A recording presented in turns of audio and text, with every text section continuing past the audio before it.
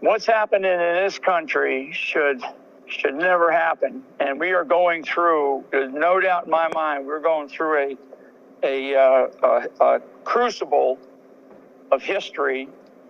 And if we don't correct what it is that's happening right now over the next couple of weeks, then I really hate to even think about what will happen in our country going forward into the latter part of December and certainly into the next month. I do not believe for a second that the country will accept Vice President Biden as the next president based on what we know to be probably the greatest fraud that our country has ever experienced in our history.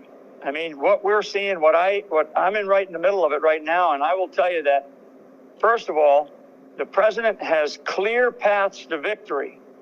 They have clear paths to victory, and they actually don't require a lot of courtroom action. What they require is they require a lot of honesty out of elected officials, and frankly, a lot of Americans who are coming forward and telling us their stories. I mean, the hundreds and hundreds of Americans around the country in different states, not just the swing states, but many, many other states that are coming forward with their stories and putting them down on affidavits as witnesses. We had probably 10 or 12 affidavits come in from one particular state today, and because there's been a number of threats to people, these particular patriots, they sent their photos in with their affidavits and said, "Put mine up at the top of the list because I want people to know that I'm not going to be afraid of these people that are threatening our country and our way of life."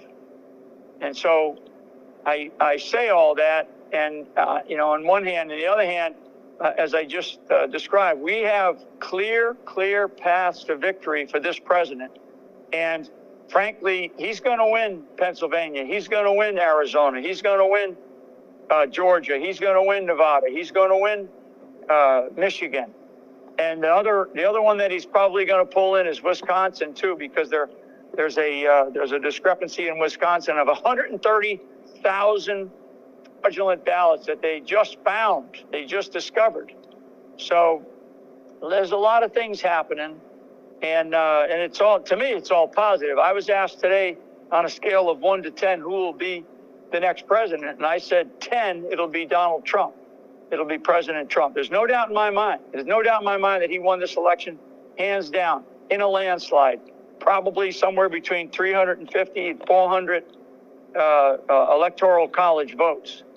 What we have seen is and I know this, I mean, over the last probably 2 decades and probably longer, I could, give you a little bit of a history lesson in that, but I won't. But over the last couple of decades, what we have seen is a complete shift in how fast I believe that Communist China, in their long-term plan, decided that to sort of move up their plans to become the global superpower, sole global superpower on the planet. And their sort of plan was by about the middle of this century that we're in right now. And I believe during the last 2016 election, when they didn't get the candidate that they needed and the kind of ideology that they saw America moving towards, they were not going to allow 2020 to happen. And so now what we have is this theft with mail-in ballots, the theft with this software, Smartmatic software, and these Dominion systems. I mean, these are systems that are not owned by this country. They're not owned by this country. They're owned by other.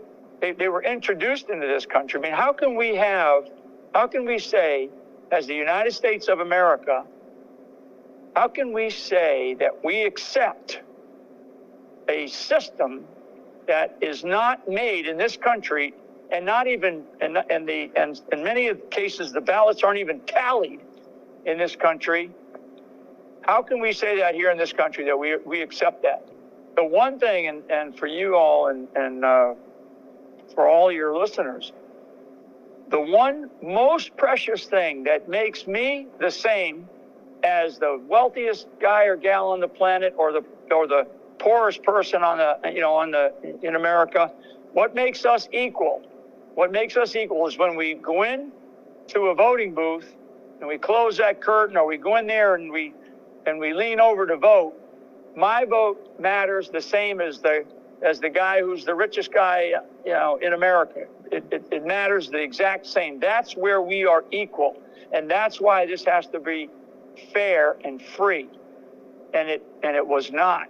And we probably, in fact, we know we have evidence of previous elections where this happened as well, but we're now focused on this one. And I'm going to tell you, we're not in this to lose. We are not in this to lose these battles. We're in this to win these battles. And I believe we're gonna. I believe we're gonna win. And I'm confident we are, because we have the right people, we have the right plan and strategy, and it's a little bit of direct and a little bit of indirect that we're taking, and people are talking all the time to each other. So I'm anxious, and you probably hear it in my voice that I'm a little anxious, because I just cannot believe the media and the censorship that is going on. Just look at what they do to the President of the United States of America. Look at what Twitter is doing to the President of the United States of America. I mean, it's infuriating to me. It's an abomination of the First Amendment, our freedom of speech. And frankly, for the President of the United States of America, the only means that he really has to be able to communicate is when he walks outside, or he goes in front of a group of people, or he walks outside and talks to the press, or he uses social media to communicate, because the media is not going to allow him to get his message out there. I mean, the major not press conference, but the hearing that they had in Pennsylvania the other day, and if anybody had a chance to watch it, I mean, it was an extraordinary hearing with politicians from Pennsylvania, senators on a panel, and the one senator that ran the panel for the state of Pennsylvania, that listened to the hearing, listened to a bunch of witnesses, listened to Rudy, listened to Jen Ellis and others on their team. The individual that ran it was a retired military colonel, and he's now a state senator in Pennsylvania. And he gave, at the very end of it, he gave a really good short summary speech. And it was heartwarming, because it was sort of a mom and apple pie that, hey, we can't allow this to happen in our country. We cannot, portray ourselves to the world as a third world nation. And it was a really, really good closing speech. And what did Twitter do? Twitter took him offline immediately. They completely removed his Twitter account, so people couldn't follow this guy. I mean, it's just outrageous. It's outrageous. That's a social media company that is part of the public square. They are taking advantage of what they have been given, which is a real privilege, and they're abusing it. And so anyway, I could go on and on. I'm gonna stop and just see if you have any questions on anything, or you want to jump in on anything that I said. But I'm upset. I am determined. I'm going to be resilient, and I believe that I reflect millions and millions and millions of people across this country who feel the exact same way that I do. Absolutely. Folks, we're being joined, any of you new joining us, by General Michael Flynn. And General, you mentioned in your statement you put out the other day, thanking the President of the United States, you mentioned and you used the word coup. You mentioned we never again should allow this to happen to the American people. You used the word uprooted, undercut, usurped, or held hostage by a coup against our nation. Would you care to expand upon the word coup? Because I know General McInerney has used the word over and over, coup d'etat. I know you're not a man given to hyperbole, so I know that word did not make that into your statement you released for no reason. Would you care to expand upon the use of that word? Sure. I mean, I think what we experienced over the last 4 years, and certainly in the late 2016, very late 2016 and early 2017 period, was a very strong effort to unseat a duly elected president and really try to remove Donald Trump by just political pressure, by technology pressure, by financial pressure early on in his tenure. Maybe to get him to just say, you know what, I'm not gonna, I don't need this. I'm not gonna put up with it, and walk away. I think that there was some sentiment. In fact, I know there was some sentiment to maybe he'll just, he's the guy from New York. He's not a politician. He'll just say, you know what, I don't need this stuff. I got better things to do, and leave. And thank God that he didn't. And that then lasted. When he didn't, that then continued. That effort continued to go after him in any way possible to remove him through some means, whether it was the fake Russiagate, Spygate, or whether it was the fake impeachment, or some of the other, the kind of stuff that we're seeing with this COVID situation that we're having to deal with now. So that's the first phase, if you will. That was still that's something that's been going on for years. Now we're moving into something different. So and not different in terms of it. This is still a coup in progress, but now it's a little bit different. And it's actually sort of the up their game. When they lost in 2016, I think that there was a decision, and I believe this, and that there was some type of decision to say, we're not going to allow this to happen again. I mean, all you got to do is go back and listen to some of the comments this past summer from some of the senior people that were, that are part of this Democratic Party, right? I mean, Hillary Clinton, one being, I think it was back in July or certainly mid-summer time frame, where she said, no matter what, Joe Biden should not concede. Well, what are we talking about there? I mean, why would she say that in the middle of the summer, 3, maybe 4 months before an election? So one of the things that I do know from my experience, in the military and in different places around the world is when your enemy tells you that they're going to do something, you better pay attention to what they said. And you better have some plans, and you better have some ideas about how to deal with that if in fact that does come to fruition. Well, in this case, we have opposing camps in our opposing camps of our political parties, and we know that the political party on the left is really way over on the left. Now, I have a hard time calling someone a Democrat or the Democratic Party.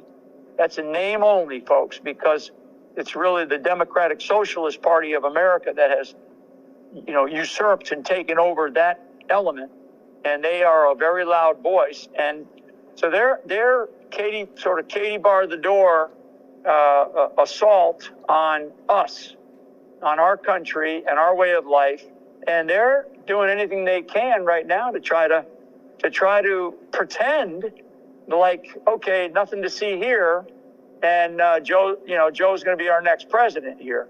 And I'm just telling you, it's the level of fraudulent activity, definitely what I would describe as what we have seen and what has been reported to us as certainly criminal behavior. But that remains to be seen, because that's something that would have to be further investigated. But from the civil side of what I know people are involved in, there's definitely thousands and thousands, tens of thousands of ballots. So what happened in a very strategic way is that the electronic vote did not achieve the result that they needed on the 3rd of November, on Tuesday, the 3rd of November. The electronic vote did not achieve the result that they needed to be able to get them over the top and get the votes that they needed, because essentially the system was not, the systems were not set up in a way to get the vote count to where it needed to be, and at the same time kind of hiding how they were doing it, mixing numbers and such. And doing it in different ways in different states. So when that happened, they realized, okay, we have to stop. We have to shut down. Unheard of, unprecedented. And then Vice President Biden goes to bed. And they shut down, 5 states that night. Shut down, stopped. How do we ever allow that to happen? And then, of course, over the next couple of days, really from the 4th of November through the 7th of November, we start to see the mail-in ballot, the whole instance of mail-in ballot fraud. And I mean, there's a whole bunch of evidence and a whole bunch of people that have come forward. I mean, there's probably a couple of hundred, and I'm lowballing it, affidavits, people who have stood up and said, I'm sick of it. And these are Democrats and Republicans. We just got another piece tonight in another part of the country from a Democrat, a woman who's just absolutely sick and tired of what she saw, and she just wasn't sure what to do, and she finally said, I got to go forward and I got to report this. I can't live with myself. That is what's happening with people who are feeling in their heart that sense of patriotism to still say, look, I don't want my country to turn into something else, because that's what these people want. They do not want our country to be the republic that it is. They want it to be something else and change it, as we heard one president say, we want to fundamentally change America. And that's not what people want. People want to live the life that they have with the liberties and freedoms that we have under this great constitutional republic that we have. So that's sort of where we are, and that's what I mean by that. This is an ongoing effort. It's not the go take the Capitol, go take the radio station like we've done, in the past, in our own history years ago in Central America or the Caribbean or over in some of these other countries where we've participated or we've supported some of this stuff, or we certainly have watched it in other third world nations. Now it's happening in our country, and we cannot stand for it. It's a new way of warfare, is it not, General? Is that what you're saying? This is kind of the new way of warfare, and it is cyber warfare. Is that what you're saying? Yeah, it's cyber. It's a combination of things. It's certainly information. It's information. I mean, it's how you leverage information, how you leverage, the whole thing about psychological operations is you have to make sure that you pick the target, and then repetition with the message over and over and over and over has to occur. And it's the only way you can do that in a country our size, with all of the ways that we communicate, is you've got to basically get the media on your side. And look at how many that's taken some number of years, but I can't stand here and tell you that that's not the case, because it is. Everybody knows it. Everybody knows the quote unquote mainstream media, which is a pretty robust group of organizations, and that includes the tech companies, right? When I say tech companies, the social media tech companies, everything from Facebook to Instagram, of course, Twitter, I mentioned. All of these things are just, they are trying to control a narrative and tell the American people what they should know, instead of allowing the American people information and letting each of us decide what's important or not. So it's brainwashing. It's information warfare. It's brainwashing. It's psychological operation. It's those things that you studied and others study when they go through SEER school, correct? Well, it's more than that. It's more than that. But yeah, it's the type of warfare. And in fact, if you study Chinese doctrine has 6 phases. The first 5 phases all have to do with information. The last part of it would be if those failed, or if you needed an additional, oomph, so to speak, you go to the gates, I say. That's when you may see something kinetic. But we're in this sort of period of information warfare it's unprecedented. I mean, again, I'm gonna stand in my box here and say the President of the United States of America is being censored by U.S. companies. I mean, think about that. I don't.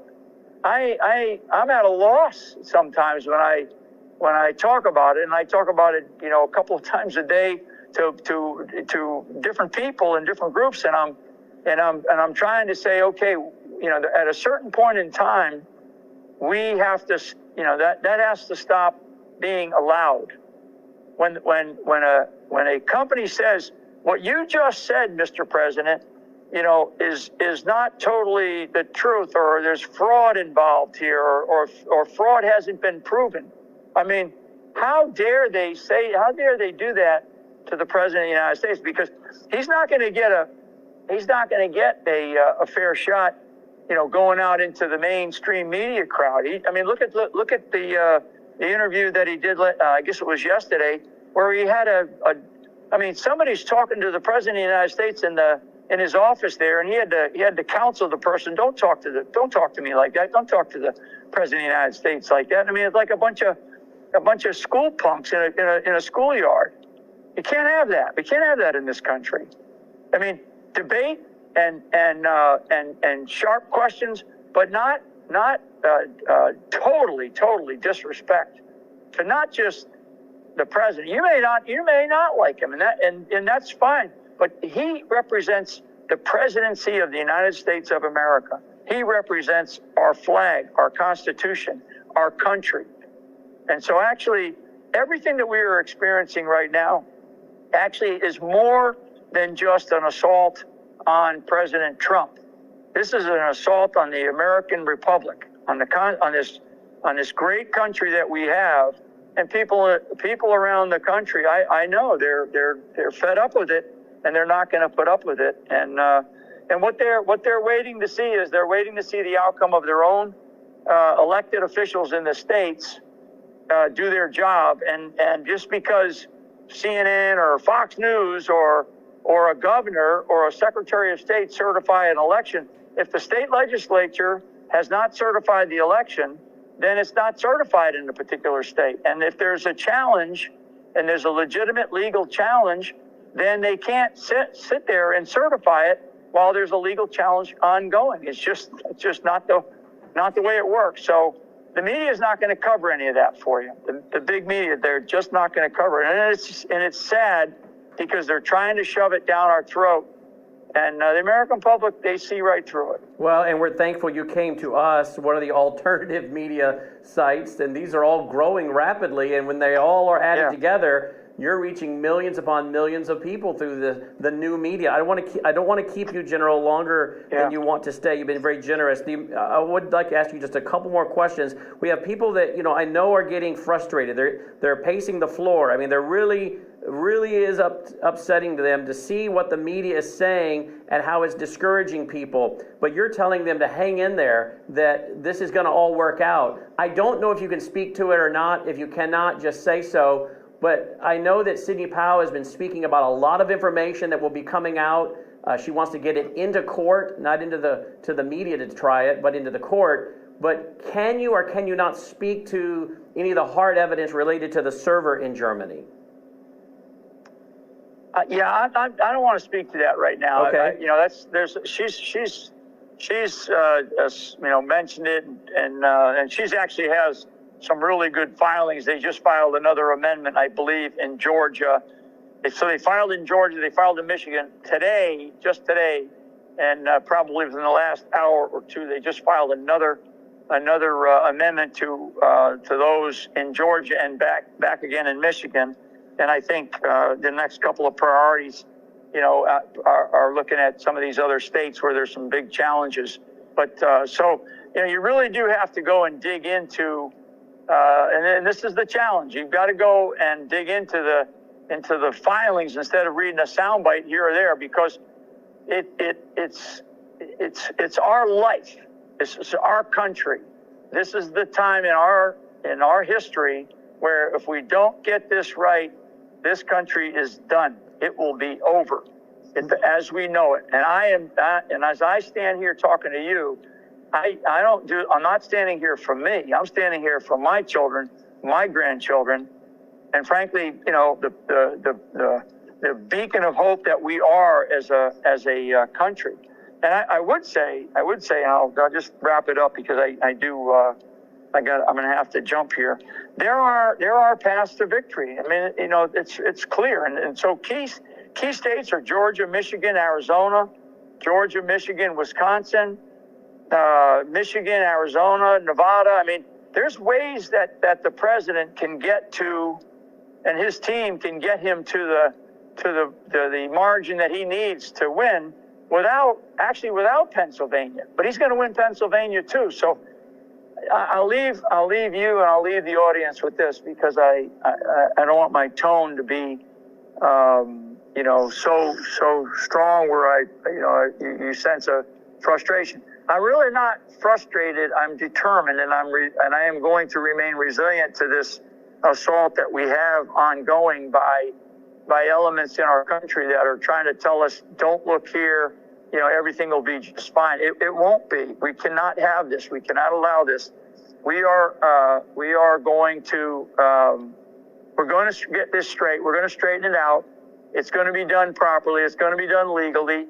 It's going to be done correctly, and it's going to be done with American patriots who love this country and who are fighting like warriors on a legal battleground for sure, with people like Cindy Pals, like Rudy Giuliani and his team, like people like Lynn Wood, who's fighting tooth and nail. And most people don't even know his case that he's got going on in Georgia just got picked up by the 11th Circuit down in Georgia, and that's a good sign, because that means that the one judge down there that thought he was going to dismiss his case, the 11th Circuit pulled it out of him and brought it up to their level, to an appeals level, because they saw that there was enough evidence. So I believe we're going to see some momentum changing here. There already is an undercurrent of momentum shifting for the president, and I believe that at the end of the day, we're going to find out that he won by a massive landslide, and he'll be inaugurated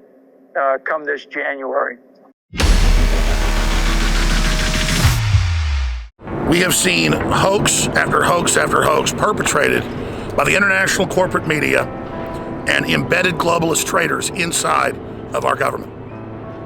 And the process of breaking the United States down and turning it into a third world hellhole is well along its way. The establishment is on record saying they want us poor, they want us malleable, they want an integrated, vertically integrated economy where 95% of people are extremely poor, 4% have some money, and then there's a tiny, really 1/10 of 1% that actually control 80% of the wealth.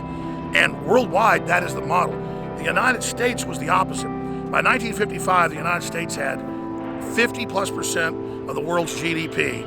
We were only 4% of the world's population. That's been reduced down to about 30%, maybe 25% by the end of 2020.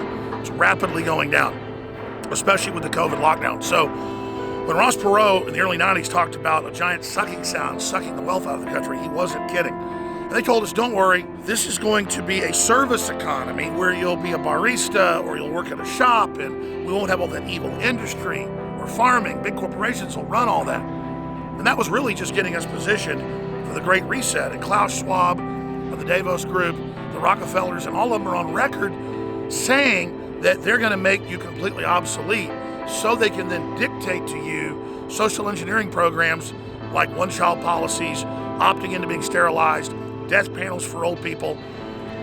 This is an extremely dystopian system that they're setting up, and it's a system that gets worse, not better.